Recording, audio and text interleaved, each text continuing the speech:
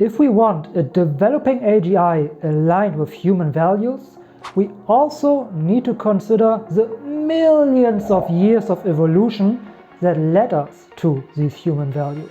At least that's what David Hanson is saying, and the way he explains it makes a lot of sense to me. But before we get into it, who even is David Hanson? Well, he's the CEO of Hanson Robotics, and I'm sure you know about Sophia the robot, but I'll let him introduce himself. My background is mixed disciplinary, so throughout my career, I've been interested in the nature of consciousness and mind and pursuing it from various different directions. So exploring it through neuroscience, artificial intelligence, robotics, that might be what I'm best known for, but also through the arts and the intuitive exploration of mind through animation art, sculpture, and then the application of robotics to arts and the application of arts to enhance human interaction with AI via aesthetic robots. And for him, there are key biological aspects and parts missing when it comes to the development of AI and AGI. And since I'm a little bit of a biology nerd myself, especially when it comes to evolution, I think the points he makes are very, very interesting. But let's get into it. Listen to how David Hanson describes that we are not just a brain, but that the relationship between brain and body is a very important part of what makes up our intelligence, something that AI systems are completely missing at the moment. We're not just brains in a beaker, we are bodies with a brain. And the brain serves the body as much as the body serves the brain. We're entrained this way. And then we learn through developmental stages. We're curious and we move around, we explore the world, and then our brains develop through those stages. So AI that's just trained on somebody else's data doesn't get to go through those experiences. And so what's been missing from AI, I believe, is this kind of biological grounding. And this just makes a lot of sense to me. Sure, you can program everything that you know into an AI, but it still never has gone through the world and experienced the world and how it is to interact with it. That's a huge missing point.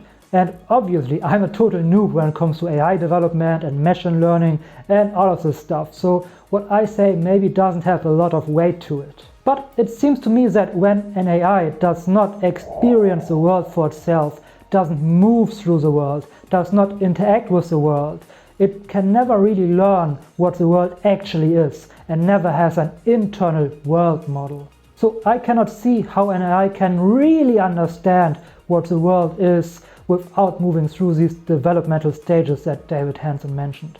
Another important aspect is the concept of death, or said in a different way, that a living organism wants to live. That's hardwired into us and goes hand in hand with other important aspects. Let's listen to this next clip.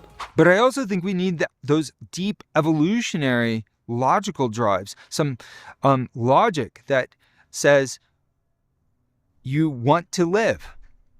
You want to appreciate patterns. You appreciate your pattern. You appreciate the patterns of your fellow humans.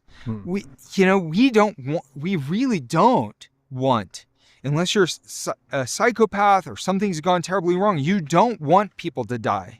Yeah. You don't want animals to die. You want them to live. And, species going extinct is tragic, and we feel it. We feel the fear of that. It causes us anxiety. We don't want libraries to be burned down. We don't generally want books to be banned. And usually it's some strong emotion that makes us go to that kind of extreme, some kind of fear or need to, some like deep compulsion to control. And we can sense the pathology of these things. Sometimes people think that's a necessary evil, but basically we have this ethic, this hardwired ethic to appreciate patterns, to appreciate life. We as humans have an ingrained appreciation for these things, generally. And that's something a developing AI ideally should also embody. An internal mechanism that says, I want to live, translating into a general appreciation for life, just as David Hanson says here. The same way that an organism at the very base level appreciates life, it also has to avoid death.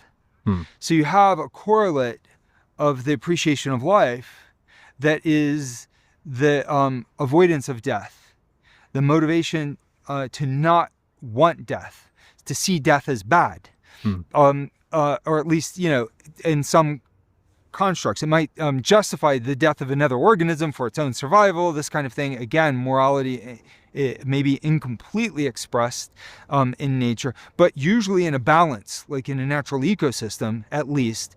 But so we might consider that to be a kind of necessary evil. Well, humans, if we're expressing this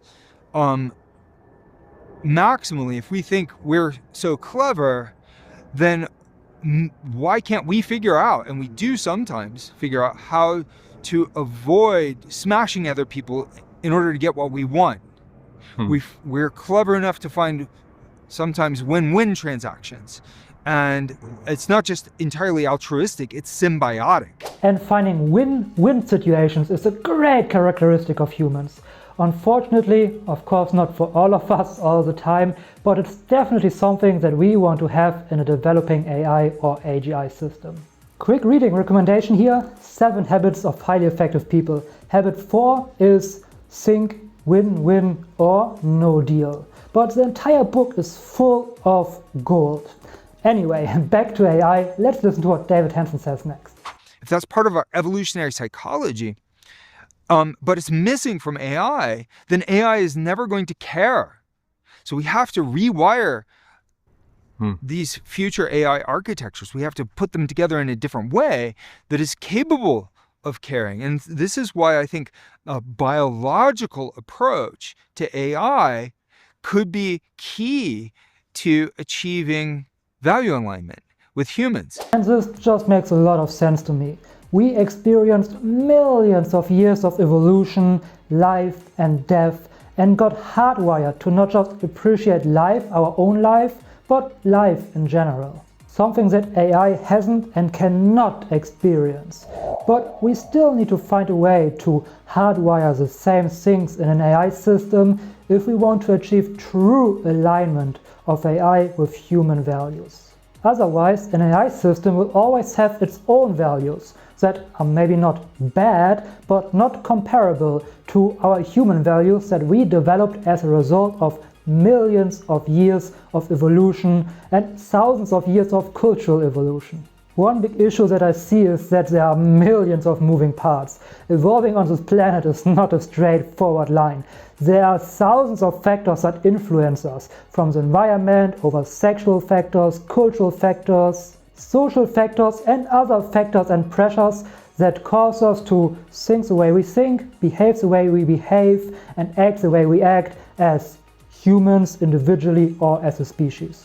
It does not seem possible to create something similar or equal in an AI system, and we probably also don't really want that, because another important thing that David Hanson mentioned as well is that we are definitely not perfect by any means. We have a lot of flaws, also caused by our evolutionary history. So with AI, we could basically distill the best qualities of us. Making AI that is human-inspired doesn't necessarily mean replicating everything we've ever been. It means taking the best that we've been as inspiration, doing the science and next-level inventions on that basis, and then moving forward, moving beyond the best that we've ever been. And this does seem like a possibility. Obviously only under the right circumstances, and definitely not when greedy corporate people are in charge of creating AI. But just generally, you could imagine this as a possibility. Now let's get a little bit beyond AI and let's think about AGI systems here. What would an AI system need to develop beyond AI into AGI? Well, one thing is definitely that it needs some form of intrinsic motivation, as David says in this next clip. If you want a robot or an AI to not just be special purpose, just sitting dormant waiting for its next instruction, you want it to figure things out, then it's got to be motivated. Without motivation, an AI system will always just sit there and wait for an instruction. But actual AGI should be able to pursue its own goals and grow beyond what it currently is, just as David explains here. Can we create the right kind of seed conditions, initial conditions for AI that then allow it to then, as an auto self-correcting, self-evolving, self-reflecting system to grow more complex and more stable, more interesting over time? This is a big if, but I believe that's what is required to achieve something like artificial general intelligence. I mean, you hear and read a lot about AGI, and there are a lot of different definitions. In fact, I have broken down some of them, many of them, in the video right up here, or up there. But no one can tell me that a system that has no intrinsic motivation, doesn't have any internal goals of its own, cannot self-reflect or develop on its own, can be called AGI. Although we also have to keep in mind that our human arrogance likely comes in the way here. Because as humans, we love to think that we know everything about everything, and we press everything into little boxes and definitions, and as soon as something doesn't fit in there, it basically does not exist in our worldview. So basically nothing can fit in between these boxes. But obviously AI could. A developing AGI system could behave completely different from everything we can imagine, which David Hanson also mentions in this next clip here. We may see AI that has general intelligence that we don't fully understand. So yes, that's always something we, and definitely I, should always keep in mind. One more thing, David talks about how we can prevent a possible divergence between people who can afford and use AI systems and people who cannot, in this next clip. The technologies start expensive and get affordable over time. So that's one thing. And the other thing is that if we see these technologies not just as enhancements, but also as ways of providing therapy and treatments for disorders, mental disorders, and other kinds of health disorders, then people who are struggling with addiction or mental illness, we might be able to come up with new ways of helping them. And so, and then also, if there is an unimaginable abundance, because civilization is getting a lot smarter, we're able to manage our resources more wisely, we're able to invent things very quickly, new manufacturing techniques, well, that abundance then means that we can help people more. We have to choose to use the abundance that way.